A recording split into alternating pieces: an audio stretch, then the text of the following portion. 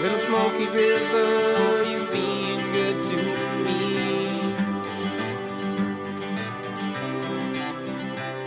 From every fallen timber, be a strong standing tree.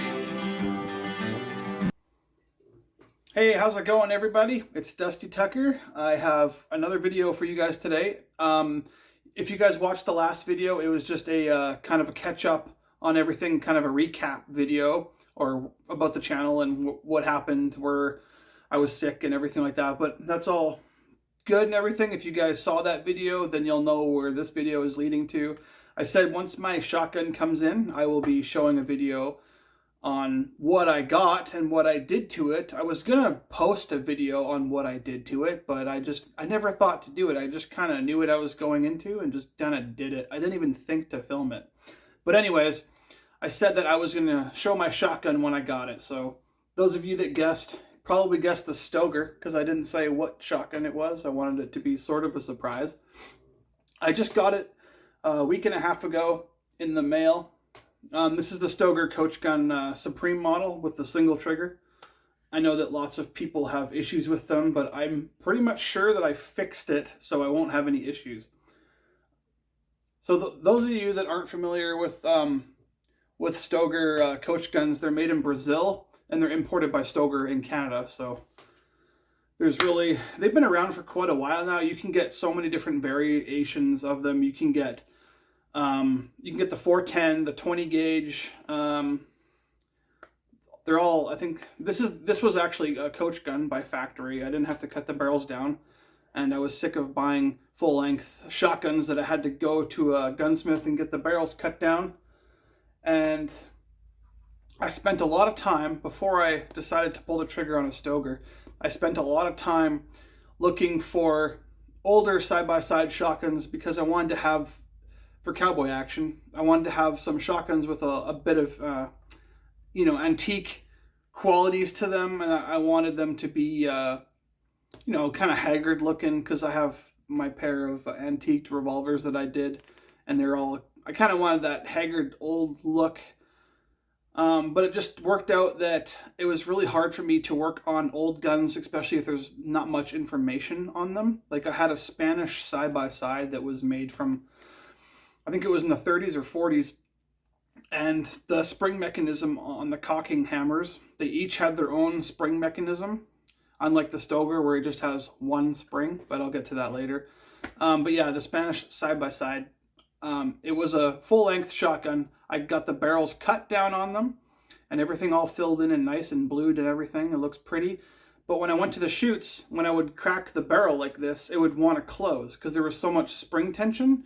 And then I was getting in trouble at the because I put this on the table and it would slowly start to close, and I kept getting in trouble by the marshals because they're supposed to be open, right? So, but the spring tension was just too much, so I took it all apart, tried to figure out how to take reduce the tension down, and I just could not. The mechanism underneath, because there was a bottom plate that you could take off. That mechanism was so complicated, I did not want to touch it. Like it looked like a I don't know, an old watch or something, like super tiny pieces, and I just did not want to get involved. So I just sold that shotgun. Anyways, I took about 3 or 4 shotguns before I finally decided to say screw it and let's just get a Stoeger. I was looking for a regular Stoeger, full length.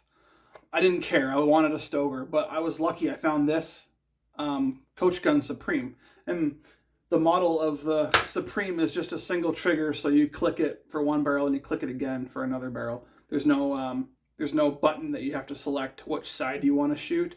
It's just click, click, bang, bang. I did some work to it already. I'll come up here. You can probably see what I did to it. I don't know if you can or not, but basically what I did was I took a brass brush like this, and I took a piece of Scotch-Brite pad and I put it around inside like this, and then I just, with the drill, I went back and forth inside there probably 100 times or so for each chamber. And then I noticed that when I was practicing trying to load and shoot the thing, that the shotgun hulls, for instance, like they had the edges on the chamber mouths were super sharp, so it kept getting stuck if I like was off center the slightest amount. But what I did was I had a I don't know what kind of tool it's called, but it has a taper to it. It's kind of like a taper die, and it's a soft brush bristle like this too, but it has a taper. So then I took a piece of Scotch-Brite and just put it right on the face of it, and then I took that bit with the drill to get it on the angle around the perimeter of the barrels here, and now they're nice and smooth, and they're nice and polished up. There's no rough or sharp edges on it at all, so I can grab those shells and just thump them in and they just slide right out. It works really well. And then the other thing I did to it was I took out 2 coils of the spring that's inside for the caulking pins. I took 2 of them out, so now it just drops. I know it's already caulked, but I don't like to dry fire my guns, but for the sake of the video, it just like pops like that. And then the chambers, like, they should just slide out. If I'm not shooting black powder might need a little jolt, but I'm excited to try this for cowboy action. I've wanted a side-by-side for a while now. My old original Winchester 1897 pump action there is getting a little tired, and it's like 120 years old now, so I kind of don't want it to work more than it needs to. I'll just use that for wild bunch matches when I get into that. I need to buy 1911 too, but so yeah, I finally got a Stoeger. Pretty pumped. This one is pretty nice. I like it. I took the manual safety and just or the auto safety, sorry. It used to, when you crack the action, it would automatically flick the safety on. I took that off. There's a little thing you can grind out, and it just disassembles. If you do it too far, the spring won't attach properly, so you just can't do it too far. And then, but right now I just have it on a manual safety. Some people completely get rid of the safety. I still wanted the safety for if I go chicken hunting, because I might go chicken hunting with this thing too, because I mean, in the bush, it's like the perfect. Just download your 12 gauge, whatever. I like to chicken hunt with black powder. It's fun. The bead sight on there is big enough for me. I'm not blind yet, so I don't have to get a huge bead sight on there. But yeah, overall, I'm pretty pumped about it. I paid, well, these guns are getting a little more expensive as time goes on. I remember 10 years ago, you could get a Stoeger for like $300, like the same model and everything. I wish it had Supreme on it. I don't know why it doesn't have Supreme on it. Maybe underneath here? No. It just says Coach Gun, Stoeger, 3-inch chamber. I don't see anything about Supreme, but it's the Supreme model. The Supreme Coach Gun model only has 1 trigger. So, but it doesn't say anything about that on here, which is kind of bizarre. Maybe they just didn't want to stamp it. It doesn't even have the Stoeger logo on the side. Oh well. But anyways, just wanted to show you guys the shotgun that I got. I'm pumped to shoot it for my first match in the spring or whenever. That's that. I don't know if there's anything else you guys want to know about it, but yeah, like I said, I just took a brass brush, you can get the drill bit brush pieces that go into your drill or your drill press or whatever, and then just get a few sizes smaller than the bore, and then wrap a piece of Scotch-Brite around it and just go in and out. You don't want to do it for like 300-400 times, because you might take off too much material, and then the chamber might be too loose. You just want, like, I did 50 ins and outs. Like, I go in, out 1, in, out 2. I do that 50 times on each chamber.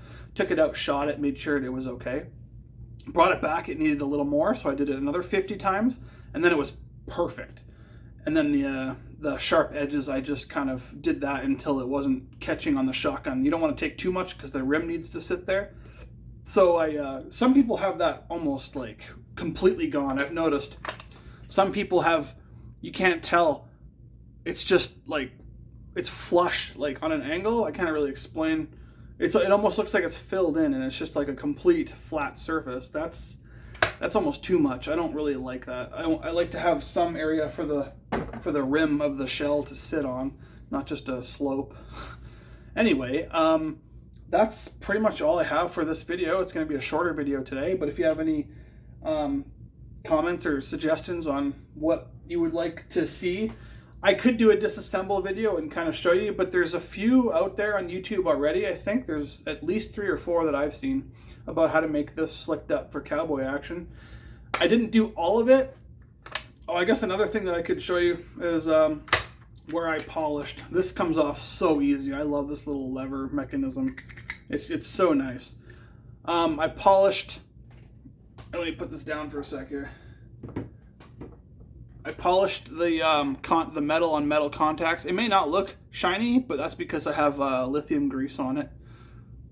I always put lithium grease on my metal to metal contact just so it's nice and slick. But yeah, I polished the end ramps. The ones that are inside don't go to metal on metal, so I didn't polish those. And then on the other side here of the barrel,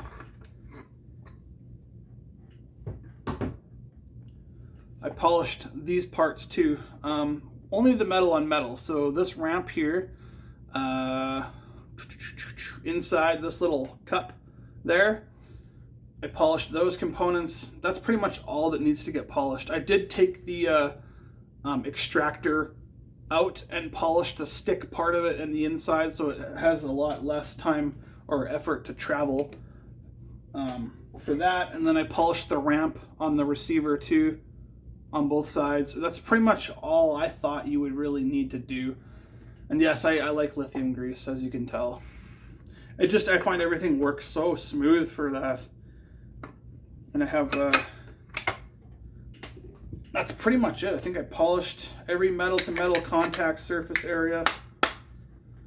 What I would like to do, I think, the only thing that I really want to do with this guy is get some kind of hand guard for when I shoot black powder, because the barrels if you miss one shot and you have to fire an extra round, 4 seems to be manageable, but when you shoot 6 or 8, it gets really hot, especially in quick succession, like boom, boom, boom, boom, boom, boom, like 6 times in a row. These barrels will get really warm. So unless you're really comfortable, because you have to walk away with it open, right?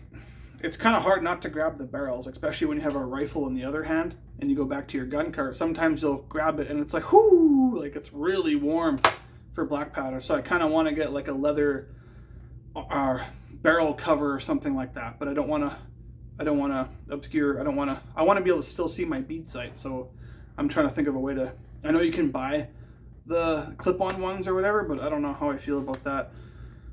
Figure something out for that anyways. So that's that. I did, off topic, I did finish a knife. This is my first knife that I've made after I have gotten the belt sander. So, and it was definitely easier to make. I'm still learning, but I think it turned out pretty cool. I don't want to touch the handle too much because I got raw linseed oil on it to kind of help keep the wood. I think it turned out pretty good. I like it. I only put 1 pin in because it's such a long tang, and because of the brass, I feel like it didn't really need anything more than 1 pin. Plus there's a little bit of adhesive in there when I put the handle on to hold it in place. I'm not one of those guys that like to just straight up use adhesive and no pins. There's something about that it just don't feel right. I like to have a pin for sure, and this is just an old school method of the pin. I learned that method from a guy, I think is Paul White on YouTube. He's only got a couple videos up, but I'm thankful he has a video up because that pin process is like, I've never had an issue with it. It is amazing. And I use a peen hammer, and I don't use one of those press things. I'm old school, and because that I'm old school, a knife like this took me 3-4 days to make. Like the brass is nice and even with the wood on it, and like it took a while, except for here. I wanted a little bit of protection from the when you're holding it, a little bit of slip protection so you don't cut your finger. That's why the finger groove is there too, and then this groove back here for extra grip. I think it turned out pretty well. It didn't turn out exactly how I wanted it to. Originally, I wanted the spine of the blade to be flush with the back of the guard, But when I was working with the blade, I didn't take that into account. I could have grinded this back here a little bit to make it more, uniform, but I think it turned out okay. I'm pretty happy with it. I got to put another few coats of linseed oil on it.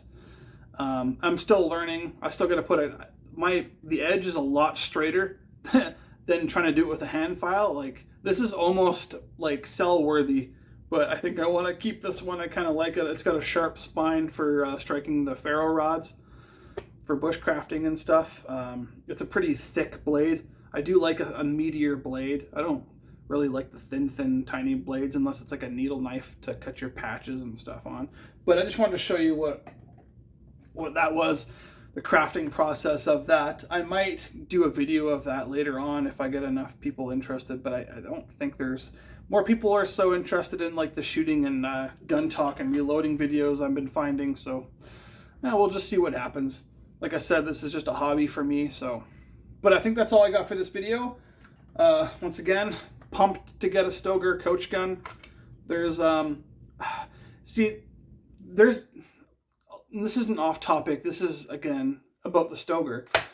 There is a lot of people that think that the Stoeger is not the greatest gun for cowboy action. I can't remember what the brand of the other one is, but there's a few people that have been saying, like, not local people, but people from YouTube and stuff, saying that the Coach Gun is not the greatest. And people need to figure out that a gun fresh from the factory isn't always going to be the best,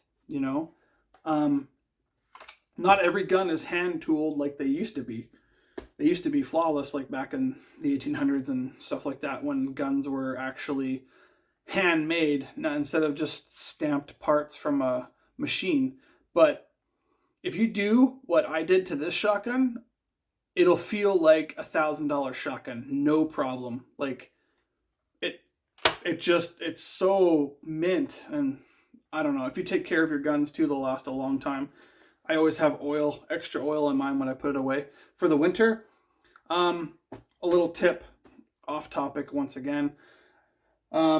Before you put your guns away for the winter, if you live in Canada or you're not going to be shooting it for a while, take your gun, take it apart, clean it, even though you haven't shot it, clean it, put an extra coat of oil on it, like an extra thick coat of oil, and then when you're done, take a rag and some ballistol. I really like ballistol. It's awesome. I've just been getting it in Canada now for like the past 8 or 9 months, and I'm glad it's in Canada. It's a really good multi-purpose oil. So take a rag or some shop towel and just go over the whole thing, even the wood, who cares? Go over everything with ballistol, and then put it in a soft gun case or whatever you put it in your safe or whatever, and it'll help keep it. Like, you won't get surface rust or anything like that. Like, this stuff is really good to have. So just a quick tip, because I've noticed a lot of people that put their guns away for a long time and then bring them out and they're all nicked up and rusting and just not looking very good. Just take care of your guns, you guys. It's not that hard. I know there's a lot of you out there that do take care of your guns. So good for you. Good job on that.